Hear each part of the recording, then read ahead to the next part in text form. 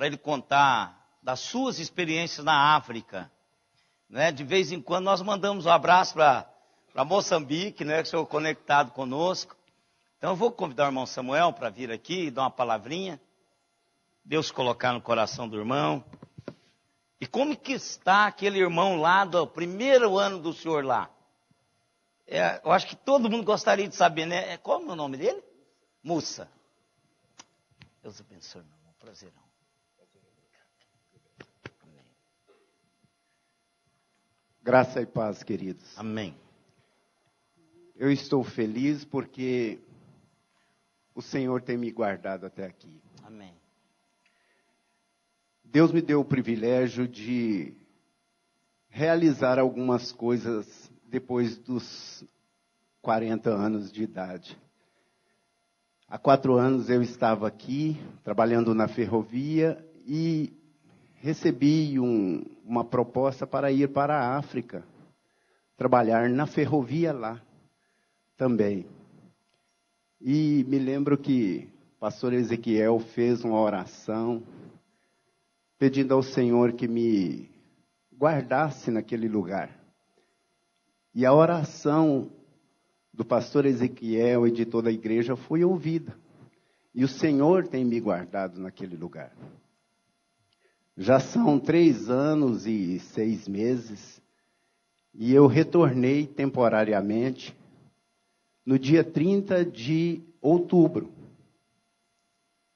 E algumas vezes eu já tive o privilégio de vir aqui e compartilhar com os irmãos daquilo que Deus tem realizado em nós e através de nós naquele lugar. Em uma dessas vezes que eu estive aqui, eu falei que Deus me deu o privilégio de falar do amor de Jesus no meu primeiro semestre em Moçambique, para um muçulmano. Ele estava em jejum, e quando o meu almoço chegou, já eram mais ou menos 3 horas da tarde, eu fiquei constrangido de almoçar perto dele. E quando eu o convidei, ele disse que não podia almoçar porque ele estava em jejum. Eu perguntei a ele de qual igreja ele era, ele falou, não, eu não frequento a igreja, eu sou muçulmano. E a nossa família, nesse dia, guarda o jejum. E nós começamos a conversar. E eu falei do grande amor de Jesus para aquele muçulmano. E disse a ele, olha, eu gostaria de compartilhar algumas verdades com você. E uma delas é de que esse sacrifício já não é mais necessário, porque alguém já fez esse sacrifício por nós.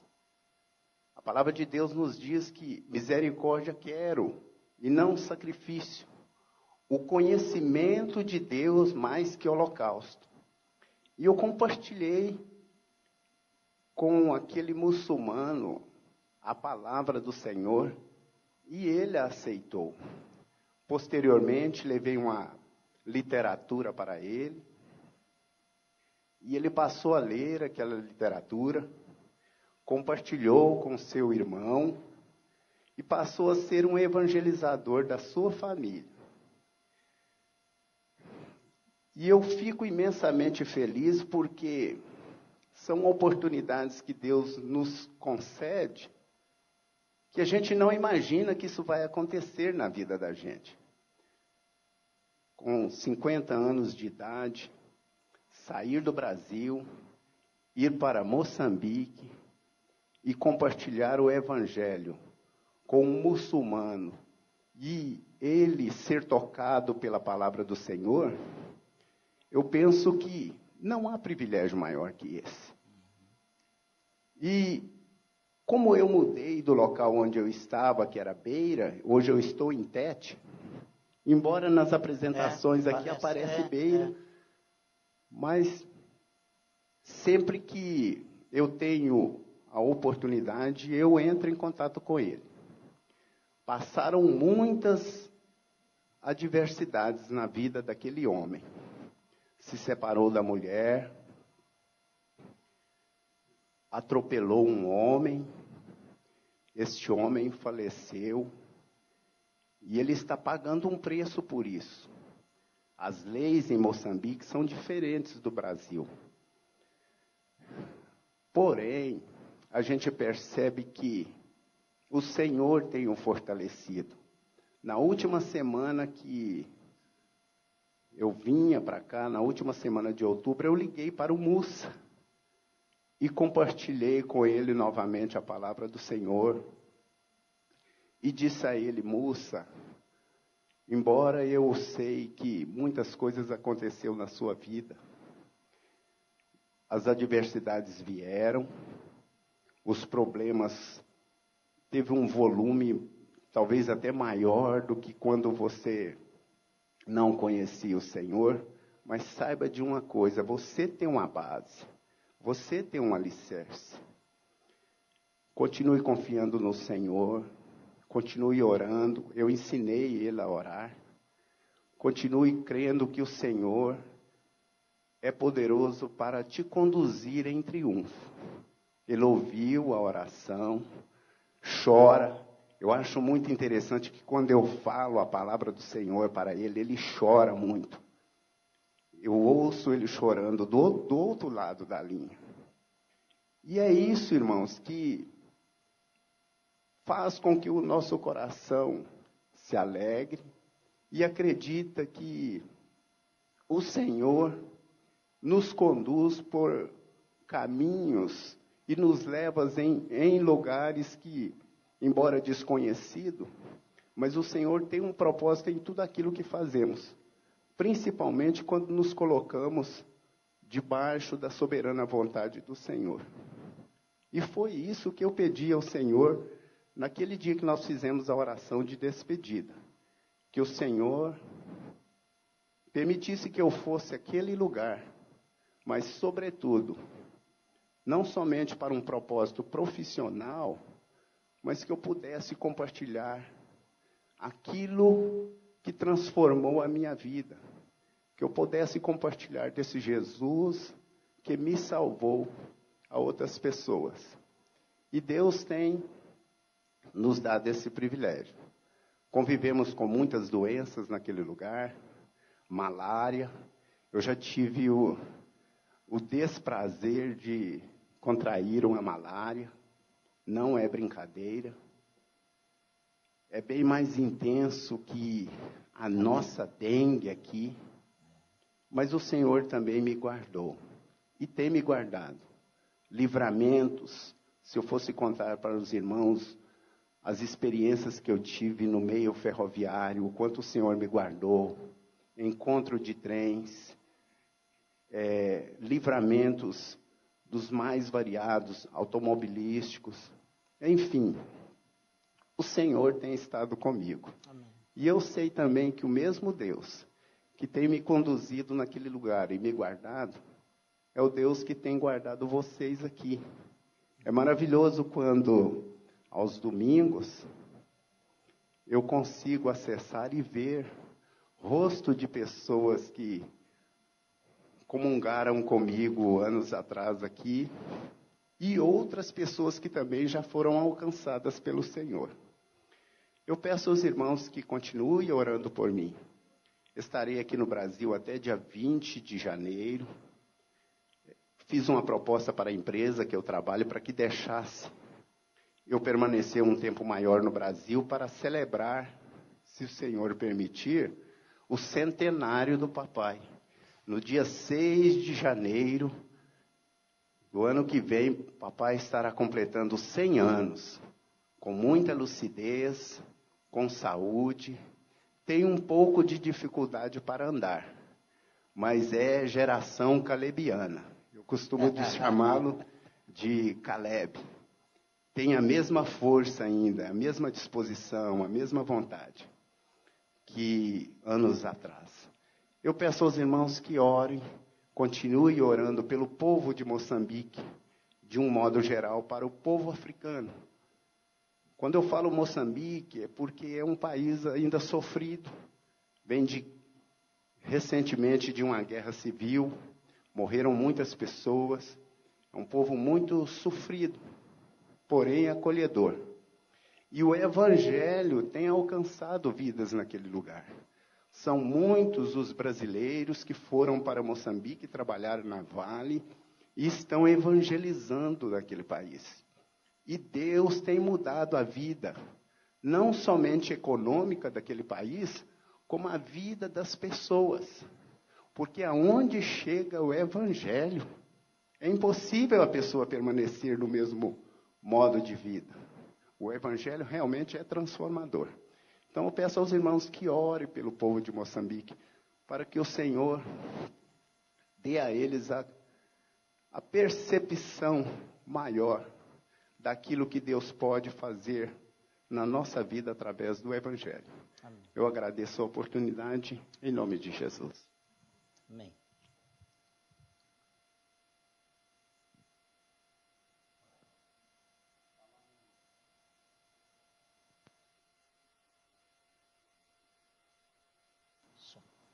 Som.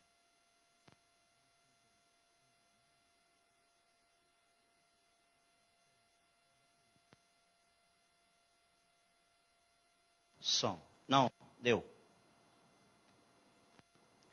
Falar em centenário, Dona Ida também, dia 6 de dezembro, completa 100 anos. E tem um movimento aí, uma Cecília está fazendo um movimento para se ter um culto.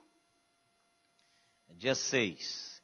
Então tem uma reunião do Ministério de Mulheres, aí às 19h30 parece que é a reunião do aniversário da Dona Ida. Esses centenários são abençoados. Né, meu irmão? A mãe do nosso irmão Olávio tem 107 anos, berlandense. 107. Irmãos, vamos às classes, jovens, adolescentes, jovens casais, pode separar, e nós vamos ficar aqui para continuarmos conversando um pouquinho sobre Davi.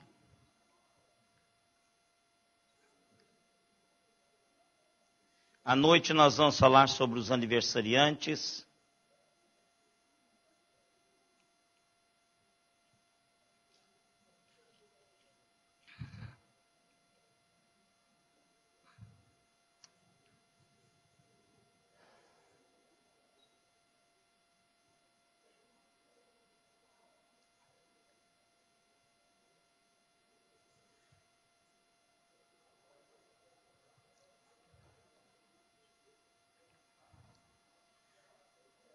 Como eu tenho dito, irmãos, estudar Davi é sempre um privilégio e um conforto, porque Davi foi um homem especial para o Senhor, mas foi um homem.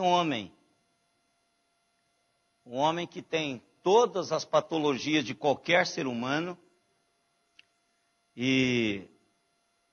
mas um homem que tinha uma realidade com Deus muito profunda.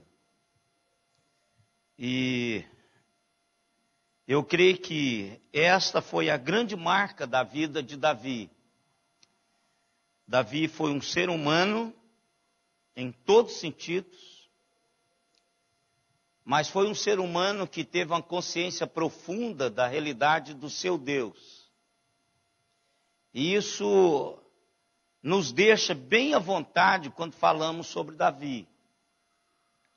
Porque, às vezes, a impressão que nós temos é que a maneira como devemos viver no mundo é uma maneira de anularmos toda a realidade que somos. E aí nós nos frustramos, porque não tem como fazer isso. Nós não temos como viver nesse mundo anulando-nos. A menos que tentemos ir para um banheiro, qualquer outro lugar, que você vai ficar ausente, e ainda assim você vai estar presente e os problemas vão estar lá. Porque as nossas ambiguidades, essas realidades que a gente carrega por natureza, elas nos acompanham em todo lugar que nós vamos estar. Então, Davi, eu consigo ver essa caminhada de Davi com uma solidez da sua vida com Deus, mas ao mesmo tempo esse sobe e desce de um ser humano comum.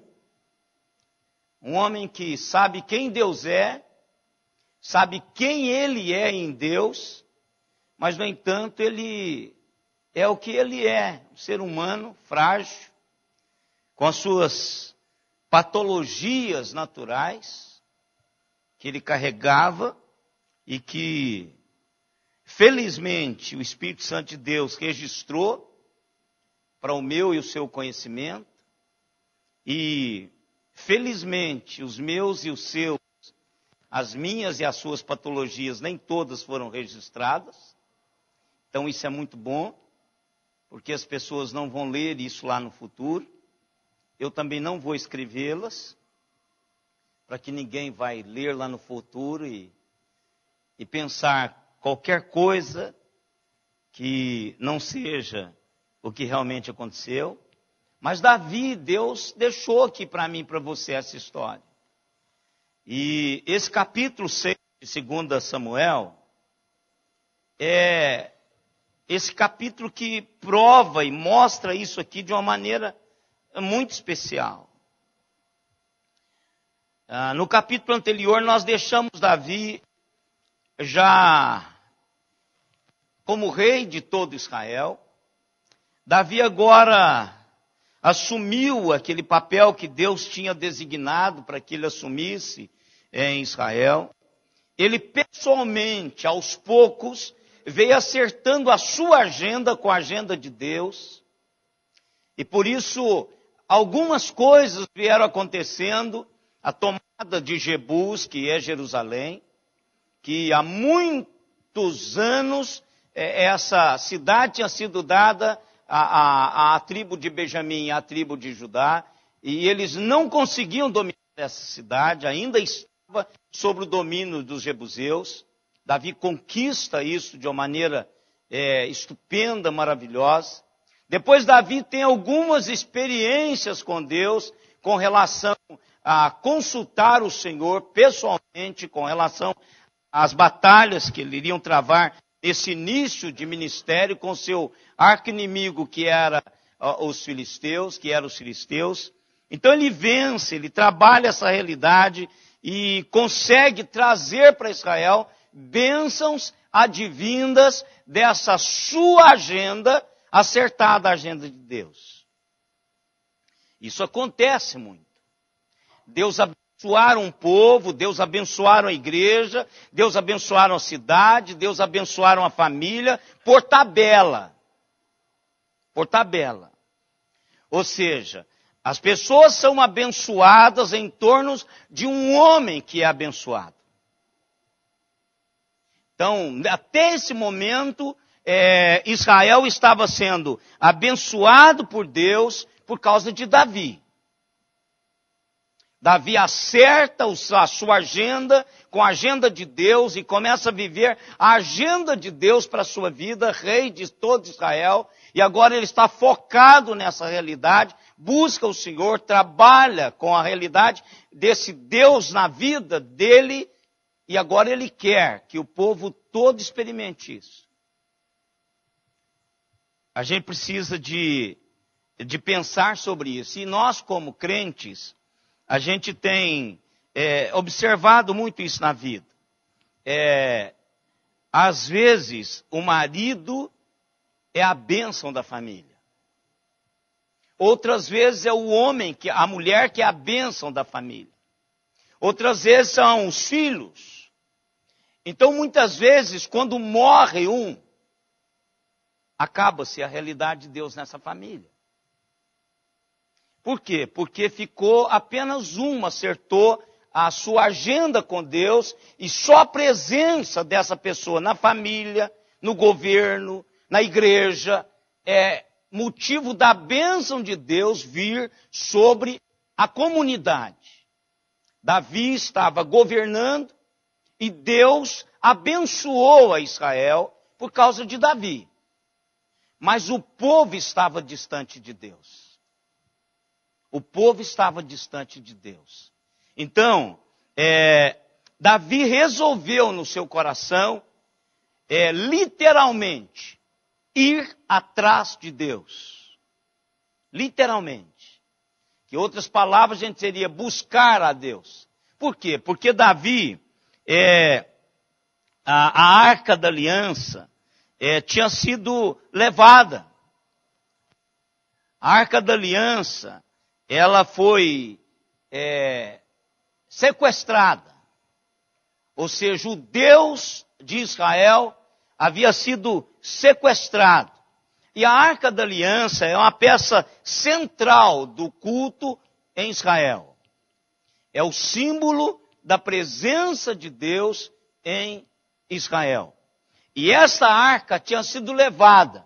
E o povo não estava muito preocupado com isso. Não estavam preocupados com isso. No período de Saul, eles não se importaram com isso. Até porque eles não tinham essa intimidade com Deus, eles haviam perdido essa intimidade com Deus. Agora Davi queria de todo o seu coração que Israel tivesse de novo, de volta, a sua vida na presença de Deus. Por quê? Porque Davi sabia que Israel nunca poderia chegar aonde Deus queria que ele chegasse sem a presença desse Deus. Então isso é um momento muito especial na vida de Israel.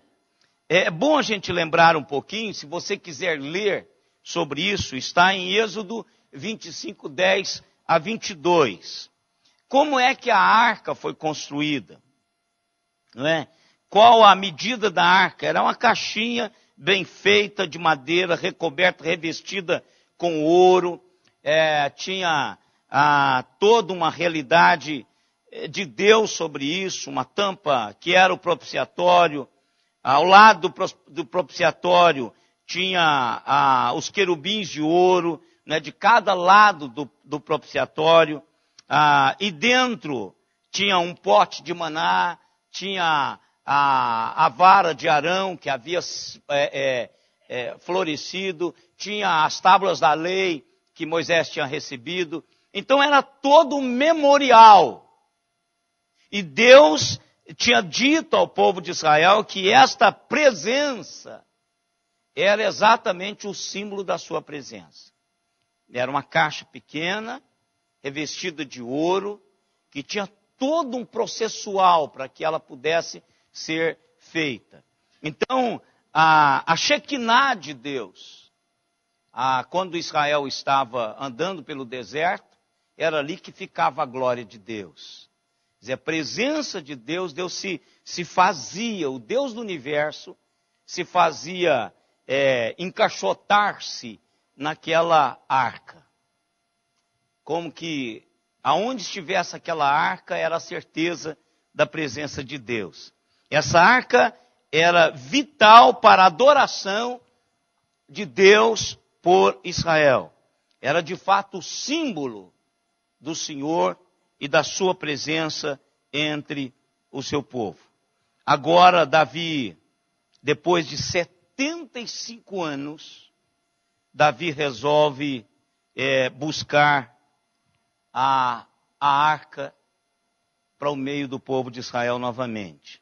75 anos, Israel agora vai ter de volta. Então o que acontece nesse momento, irmãos, tão especial para a nação de Israel?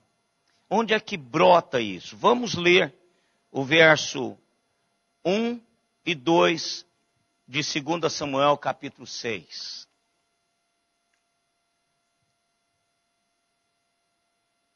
Tornou Davi a juntar todos os escolhidos de Israel em número de 30.000.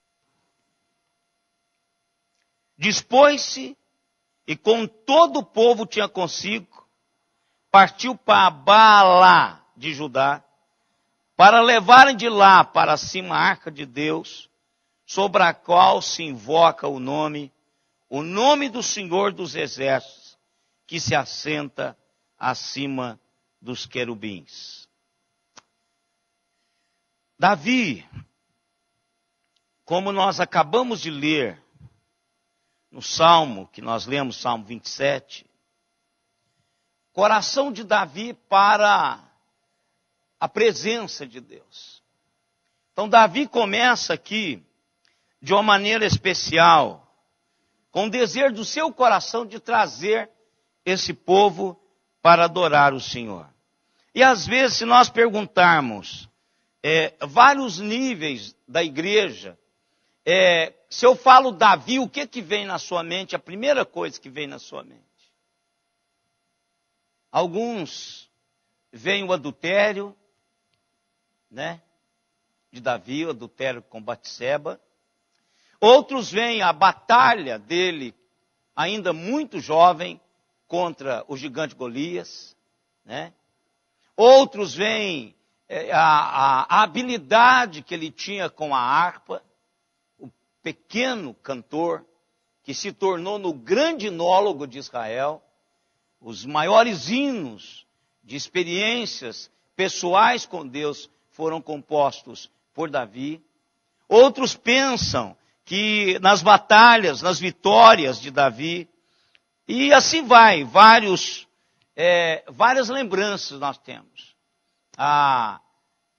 As falhas de Davi como pai, às vezes nós lembramos isso. Davi falhou tremendamente o seu relacionamento com os filhos. Mas a minha pergunta, e que ele sempre coloca no seu salmo, é o seguinte: o que é que Deus pensa de Davi? Eu posso lembrar do adultério, eu posso lembrar das suas falhas como pai, eu posso lembrar de várias realidades na vida de Davi, momentos de bobeira, consultar a ele mesmo e no momento de crise tomar decisões importantes na vida. Eu posso lembrar, se eu sentar vai descortinar um punhado de coisa. Mas a pergunta é, o que é que Deus tem no coração com relação a Davi?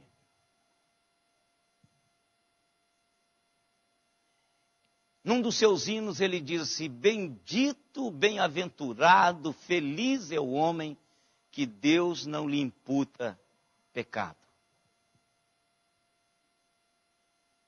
Isso, irmãos, é muito importante.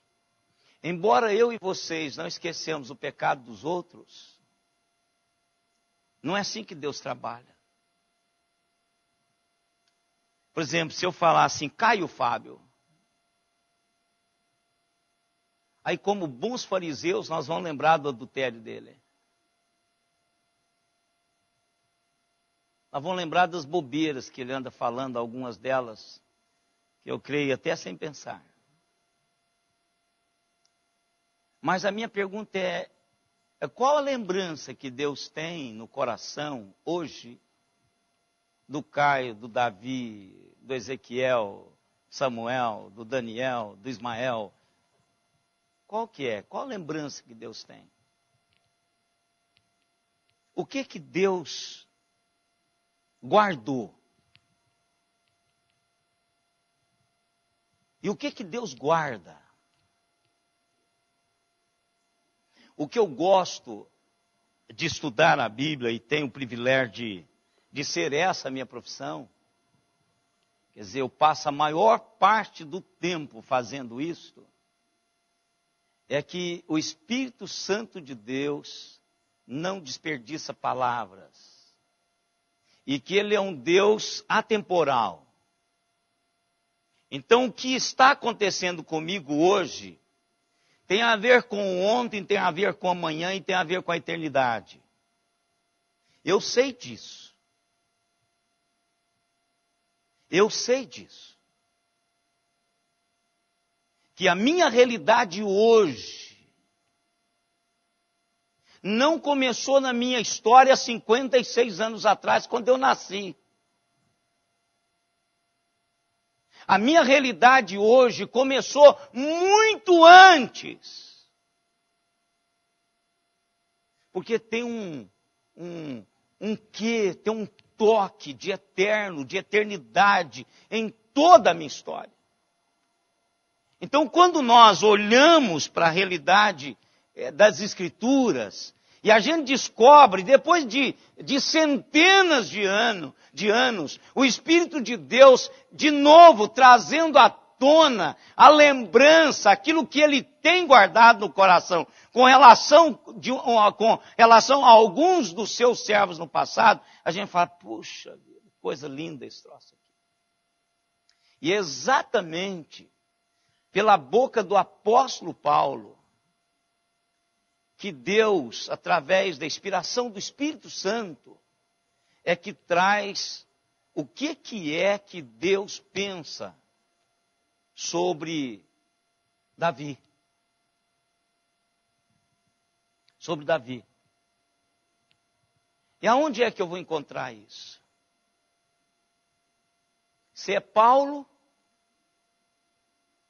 ou tem que ser ele que escreveu, em uma das suas cartas, ou alguém que escreveu algo sobre ele. Então, se alguém escreveu algo sobre ele, quem é que escreveu?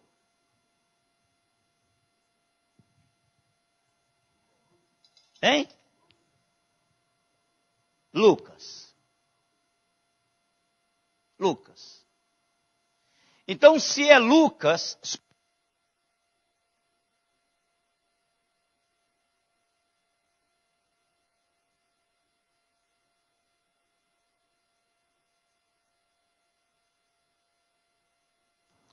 é a bateria mesmo. Apagou. O Evangelho de Lucas não é, porque o Evangelho de Lucas se resume a contar a história de Jesus. Então foi Atos. E onde? Em que circunstância?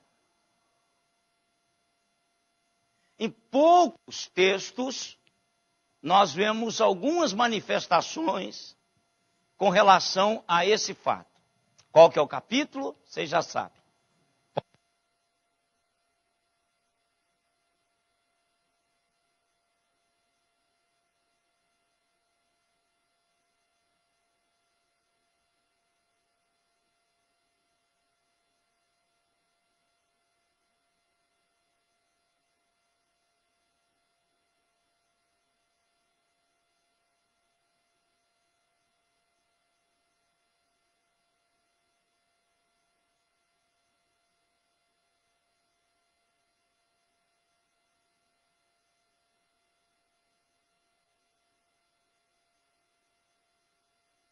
Obrigado.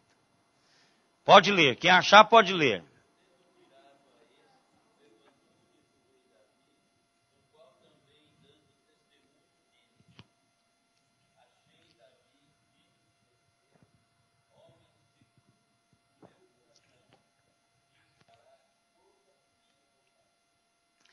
O que é interessante é que a palavra aí está dizendo que o próprio Deus testemunha isso. É Deus que diz, não é uma pessoa que olha e fala assim, Davi é o homem segundo o meu coração. É Deus que está dizendo isso. Então o que acontece? Que agora Deus está dando o seu próprio testemunho com relação ao coração de Davi. E o que eu vejo nesse início do capítulo 6, é exatamente esse homem do Salmo 27, esse homem do Salmo 62, esse homem que, ao compor os seus hinos, demonstrava essa vontade de se estar na casa do Senhor. Esse homem que tem o desejo, apesar de ser miserável e desgraçado pecador, ele tinha um desejo de buscar o Senhor. Um homem que sabia o caminho de deitar-se no pó, rasgar a sua roupa, raspar a cabeça e ficar ali o tempo todo até perceber que Deus está movendo em direção a ele. Esse coração que quando lhe é dada a oportunidade, você fica na mão dos homens, você vai ficar na mão de Deus. Ele vai ficar na mão de Deus, porque Deus é misericordioso. Então, apesar de Davi, esse homem tinha um coração que pulsava segundo o coração de Deus. E quando Davi percebe que o povo está distante do Senhor, ele quer de novo, o anelo do seu coração é de novo trazer esse povo para um ato cultico ao Senhor. Então o coração de Davi desejava de novo que o povo de Israel se centrasse, que a devoção desse povo, que a adoração desse povo se centrasse em Deus. Que isso fosse uma consciência nacional, que não fosse apenas dele, o rei, fazendo isto. Mas ele diz, eu preciso de novo trazer esta nação à presença de Deus, porque senão nós não vamos poder fazer nada, mas absolutamente nada sem Deus. E veja, irmãos, foram 3 vitórias. 3 vitórias. Davi já sabia que Jebus deveria ser do povo de Israel, então ele vai lá e toma. Ele não consulta a Deus, ele vai simplesmente, porque ele já sabe que aquilo precisava ser feito há muitos anos atrás. Segundo, ele consulta a Deus pessoalmente, subo ou não subo, sobe que eu vou dar.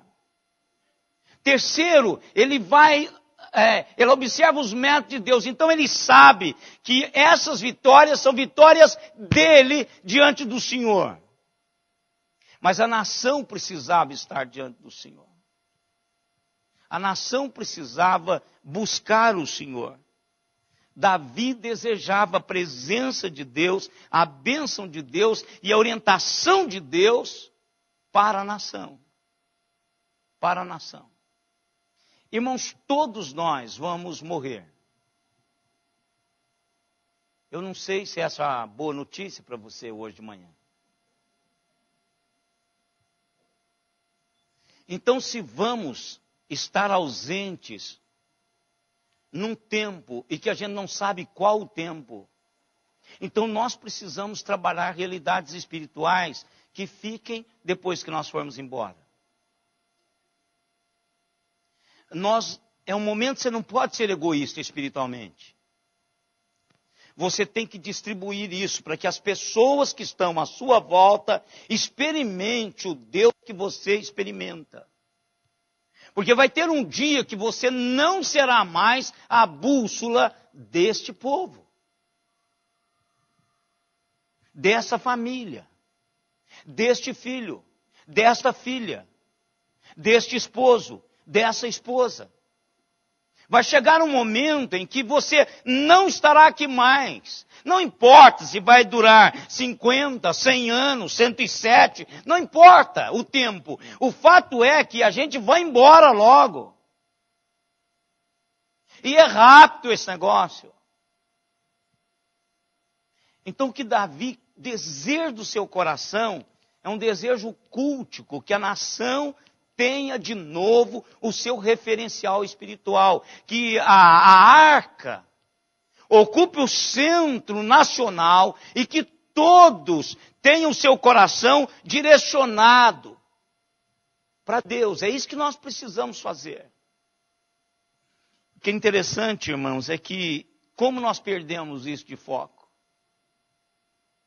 Como é fácil, irmãos, nós perdermos a centralidade de Deus na família, na igreja. É só ter alguma coisa empolgante, alguma coisa, a gente começa a correr atrás disso, esquecemos a realidade de Deus que é muito maior. Davi entendeu que a nação não poderia chegar aonde Deus queria que ela chegasse sem a presença de Deus. E isso tem que ser algo na sua e na minha vida, pessoal, familiar, comunitária. de toda a sociedade araraquarense. Gente, não é o prefeito, não é o poder político que transforma uma cidade ou nação, é o poder espiritual. E nós estamos esquecendo disso. Nós estamos depositando no Aécio, depositando na Dilma, depositando em quem quer que seja a salvação do país. A salvação do Brasil e do mundo são crentes verdadeiramente submetidos à vontade soberana de Deus. Quando Deus começar a ocupar o centro da nossa adoração, o centro de culto das nossas vidas, quando a Ele nós darmos mais tempo da nossa vida, mais do nosso vigor, aí você vai ver a diferença.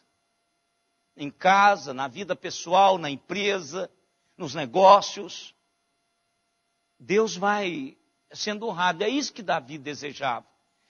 O desejo do coração de Davi era que o povo tivesse de novo a arca no centro. Outro desejo do coração de Davi era um desejo honesto, transparente. Não era um desejo com segundas intenções. Ele não estava atrás de glória para si mesmo. Ele não estava atrás de poder para si mesmo. O que ele queria era ver Deus colocado no seu devido lugar como o soberano Deus da nação de Israel.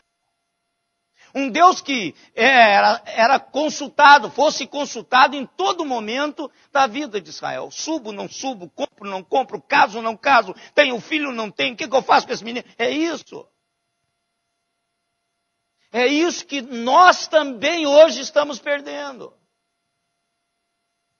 Nós temos tido vitórias espirituais, mas essas vitórias espirituais, irmãos, elas estão ligadas a pessoas que vão morrer qualquer dia desse. Que pode durar 50 anos. Mas o que é isto para toda uma realidade histórica de toda a humanidade? Nada. Quando Jeremias morreu, irmãos, eles sentiram falta daquele velhinho que clamava nas ruas. Mas nunca prestaram atenção nele. Mas quando eles morreram, parece que tinha aberto uma valeta nas ruas de Jerusalém e as pessoas não ouviam mais. Faltava aquela voz ecoante de Deus no coração delas. Irmãos, nós temos consultado o Senhor, buscado o Senhor, honestamente. Sem segundas intenções. Senhor, abençoa minha filha porque eu quero que ela fique bem. Senhor, abençoa meu filho porque eu quero que ele passe no vestibular. Senhor, abençoa meu casamento porque eu quero ter um lar. Senhor, me dê o carro. Senhor, me dê a casa. Senhor, será que nós temos a Deus sem segundas intenções? Só para a glória do Senhor. Sem buscar a glória própria, o poder para mim, o poder de ser um homem de oração. Às vezes, irmãos, até isso. Até isto. Que Deus me livre e me guarde disto. De se ter uma boa palavra, de se ter algo diferencial na oração, na comunicação, qualquer coisa, para a minha glória, para o meu benefício. A intenção de Davi era que de fato Deus fosse o soberano sobre toda a nação de Israel. Que Deus fosse glorificado entre todo o povo. Porque ele já tinha um lugar dele que Deus havia dado, irmãos, um lugar de privilégio. Agora o que o povo não tinha era o Deus de Davi. O povo não experimentava, até dizia, não, nós somos filhos de Abraão. Agora não carregavam na sua história pessoal, individual, as realidades desse Deus. Os Estados Unidos é um país evangélico. Mas lá estão milhões e milhões de pessoas, não tem nada a ver com a sua história cristã. Isso eu digo, não, é só você ler as reportagens, os blogs de líderes evangélicos que estão nos Estados Unidos. Europa foi a grande fonte missionária para todo mundo. Hoje estão vendendo os seus templos para boates, shoppings e etc, etc.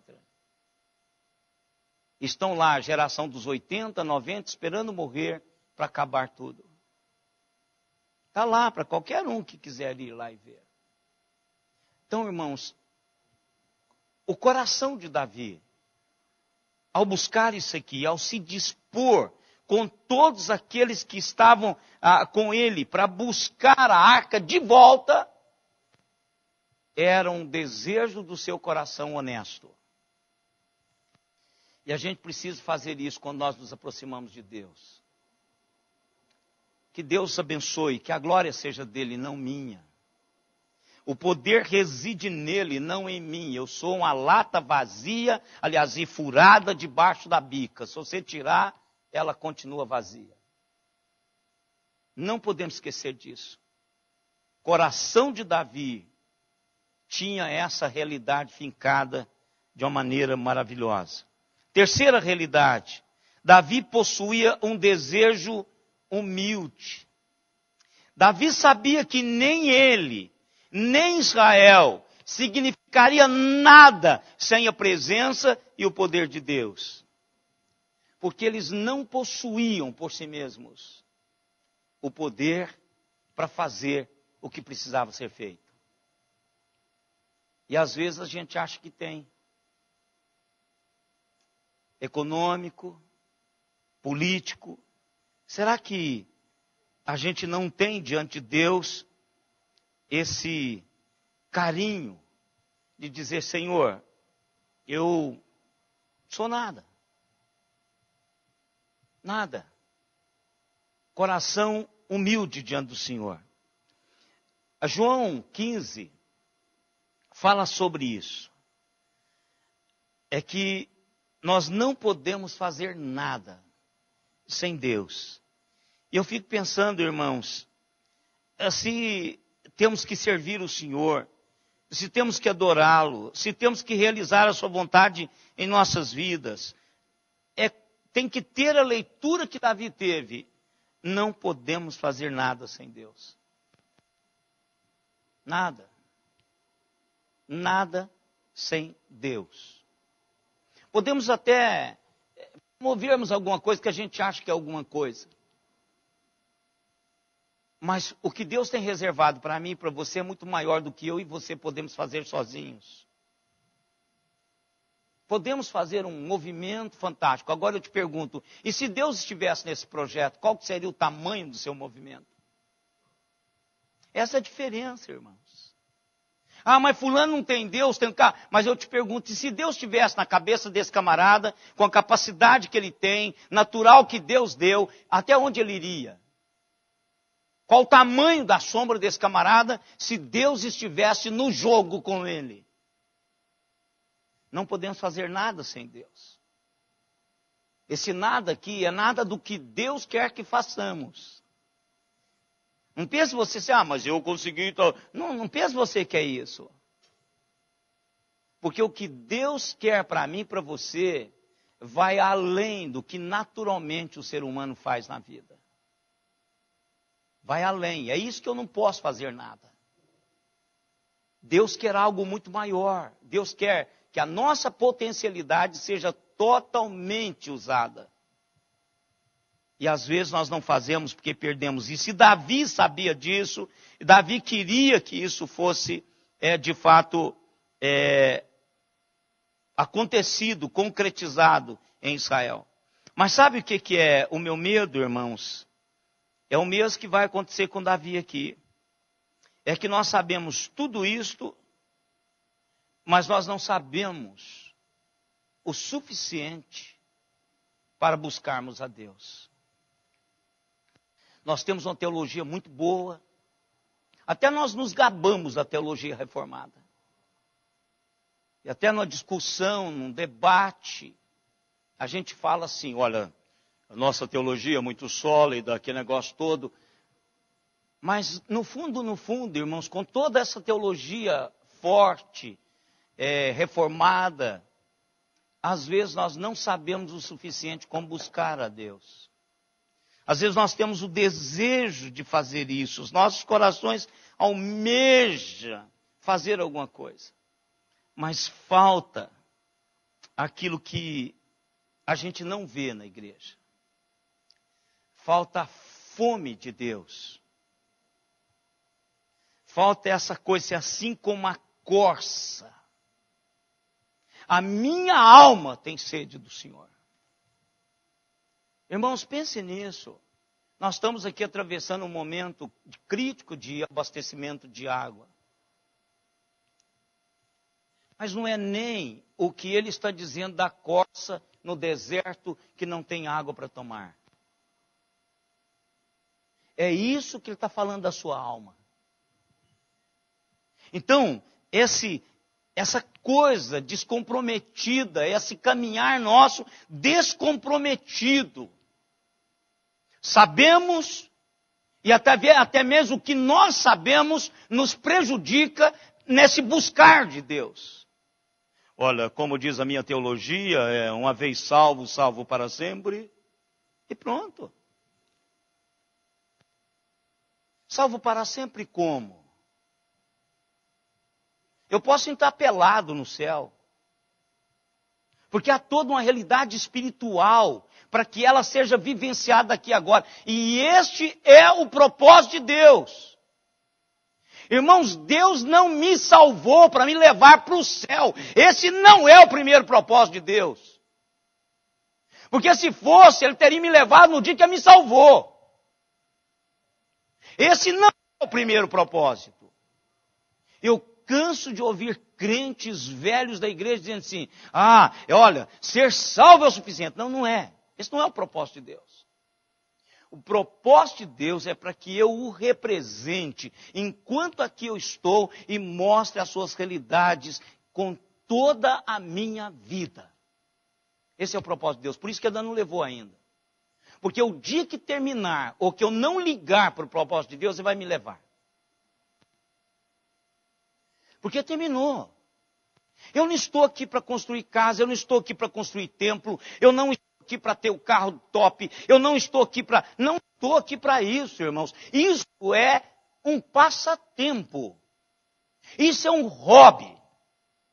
Corrermos atrás da nosso carro, isso é o meu sonho de consumo. Correr atrás, isso é passatempo, isso é hobby. Porque a vida, o propósito da vida é muito maior do que isso.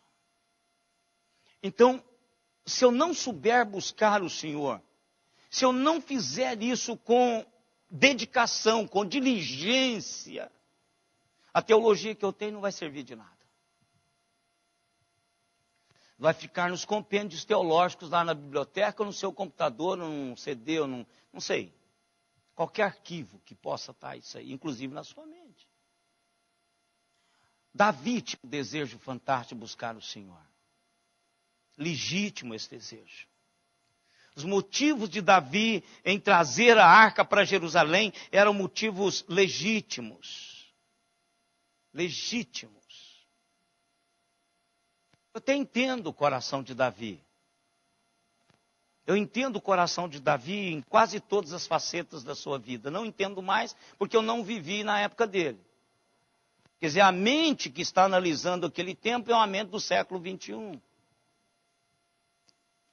Mas eu entendo Davi nessa angústia de querer que todo mundo tenha o que ele tinha.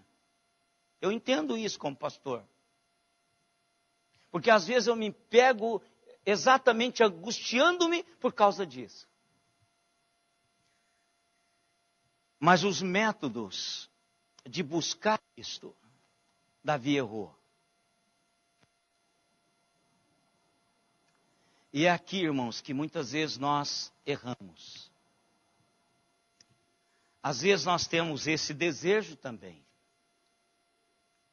Mas aí nós queremos fazer alguma coisa que não é isso que Deus quer. Fazer alguma coisa que me custe menos, que me envolva menos, que implique menos o meu nome, que gaste menos o meu tempo, que não me comprometa tanto quanto para que isso aconteça. E aí quando isso, irmãos, é trazido para a realidade espiritual, aí a gente peca feio. E a gente traz dor para os que estão à nossa volta, para aqueles que se envolvem nesse projeto, e não acontece nada do que Deus queria que acontecesse. Bonito projeto, legítimo projeto, buscar a Deus, centralizar a realidade de Deus na vida nacional, eu acho que isso ele estava certíssimo. Mas a hora de buscar o Senhor, é que é o segredo, aí que nós nos perdemos. Que a gente começa a querer inventar moda. Fazemos tudo menos de como Deus quer que seja feito. E eu quero guardar isso para o próximo domingo. A decepção do coração de Davi. Nós vimos o desejo do coração de Davi agora. E aqui eu quero mostrar para os irmãos que, como Davi parece comigo e com você.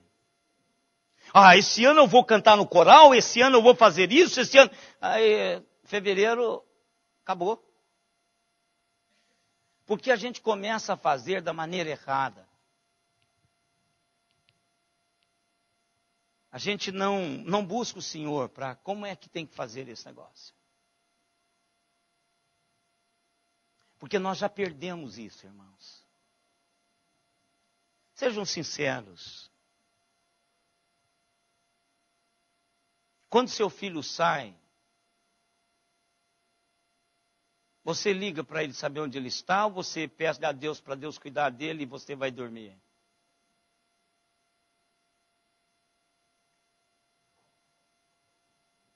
Com um celular. Logo que ela tiver assim, claro que primeiro ela vai querer um celular. Já tem? Verdade? Aí você liga. Filho, onde você está?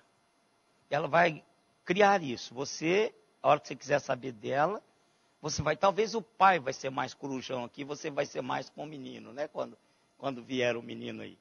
Então, aonde você está? E ela vai habituar a fazer isso. E isso é muito mais fácil do que você, Welles, e você, a hora de deitar, fala, Senhor, abençoe, cuide dela. Faça com ela como o Senhor fez comigo.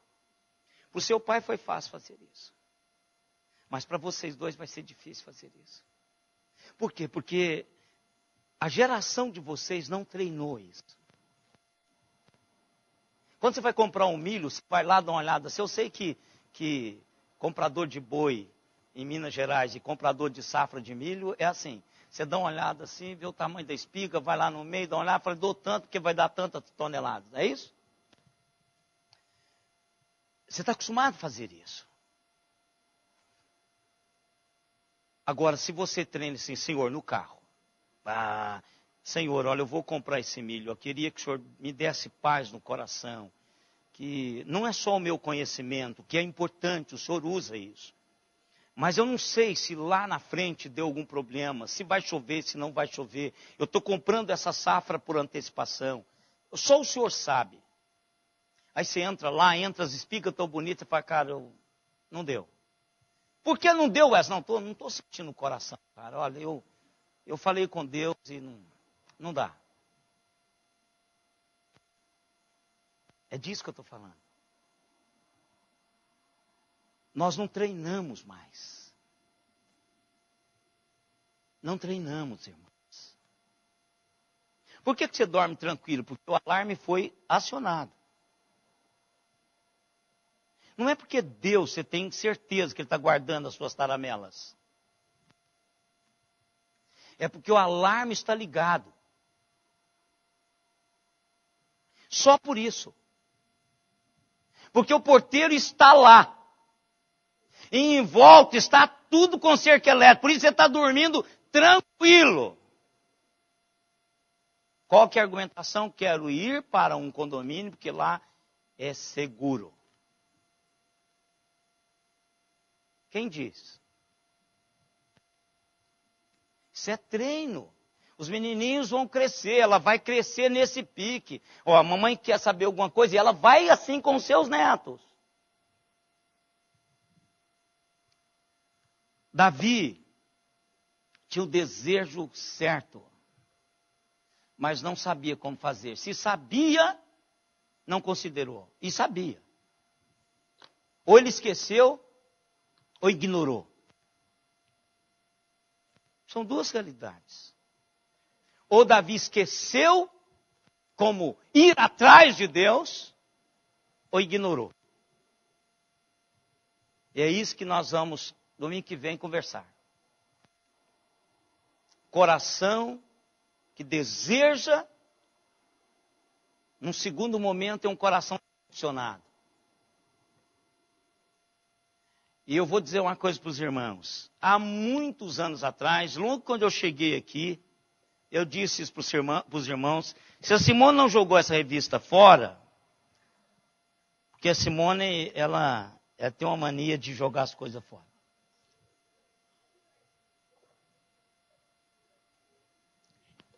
Cristianismo hoje, eu tenho as revistas. Eles disseram que este século, os 20 primeiros anos deste século, estava começando lá, essa revista foi de 2000 e pouquinho. Nós teríamos o maior número de doentes emocionais. E o maior causador dessa doença emocional seria a religião. Por quê, irmão? Você levanta uma expectativa, vende uma bênção e não tem o poder de entregá-la. E a pessoa que comprou faz o quê? Fica frustrada. Esse é o grande problema. Que nós vivemos hoje, bênçãos sendo comercializadas, sem o custo de andar com Deus. É esse o grande problema. Desejo no coração, irmão, da coisa acontecer. Isso todos nós temos, não foi só Davi, todos nós temos. Agora, como fazer isso acontecer? Dentro dos moldes de Deus, porque tem que ser do dele. O nosso Deus é Deus dos detalhes, irmãos. E nós não nos detemos nos detalhes de Deus hoje mais. A vida está tão rápida que nós queremos que as coisas aconteçam instantaneamente, inclusive a espiritual. Alguém fala assim, a Simone gosta de falar muito isso comigo. Ah, você vai dar mais... Vou dar mais uma, porque isso não é fácil acontecer. Não é fácil, irmãos. A realidade de Deus formar no nosso coração não é fácil. Não é fácil. Você vai duvidar, você vai orar pela safra e você vai, compro, não compro. Vai fazer isso. Todos nós somos assim. Até você treinar, que você pode confiar que aquela sensação que Deus dá a você é o direcionamento do Espírito de Deus. Isso em qualquer área. Eu estou falando dele porque ou você não compra mais, cara, você está ainda, né? Então, a realidade é esta. Para mim, para você, cuida dos filhos, mete o joelho em terra. Diga, Senhor, eu sei, o Senhor sabe o coração. O Senhor sabe o anelo do meu coração. Busque isso. Agora, da maneira de Deus. Da maneira de Deus. Às vezes eu encontro as pessoas falando assim, eu mudei de igreja porque na presbiteriana não tem poder. Quem que diz isso? Quem diz que Deus, o poder de Deus está circunscrito em 4 paredes, irmãos? Com faixa na frente, seja ela pintada, desenhada, o que for feito. O poder de Deus, ele se manifesta na minha e na sua vida. Jesus diz isso, o reino está em vós. Acabou. Aonde eu estiver, a dimensão do reino é estendida até onde eu chego. Eu não estar aqui para Deus me abençoar, irmãos. Eu preciso estar aqui para numa comunidade aprender de Deus. Deus falar ao meu coração, Deus trabalhar a minha vida. Eu preciso estar aqui, porque eu preciso um dos outros, nós precisamos uns outros para crescermos. Mas não é a igreja, não é o irmão fulano de tal que vai te dar, é Deus que vai fazer isso. Até porque corra, irmãos, desses camaradas que tem É,